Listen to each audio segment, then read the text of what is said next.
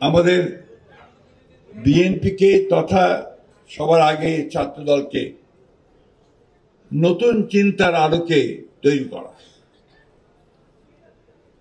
এটা একটা সৃজনশীল চিন্তা। এবং একটা কথা আমাদের সবসময় মনে রাখতে হবে যে 24শে জুলাই গোটা বাংলাদেশের মানুষের মন মানসিকতা, সেই সঙ্গে তরুণ সমাজের মন মানসিকতার অনেক পরিবর্তন এনে দিয়েছে। এখন সবাই পরিবর্তন চায়, পরিবর্তন সর্বক্ষেত্রে চায়, রাষ্ট্রের পরিচালনার ক্ষেত্রে চায়, আমাদের চিন্তা ভাবনার মধ্যে চায়।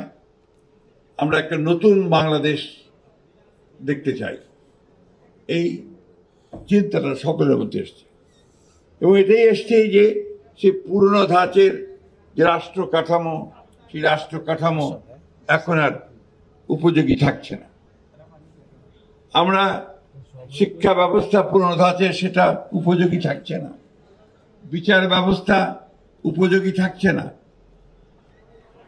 আমাদের সার্বিক যে রাষ্ট্রের যে উন্নয়নের বিষয়গুলো আমরা এতদিন ধরে যেভাবে চিন্তা করেছি, সেগুলো যেন পিছিয়ে পড়েছে, সেগুলো নিয়ে কোনো কাজ হচ্ছে না।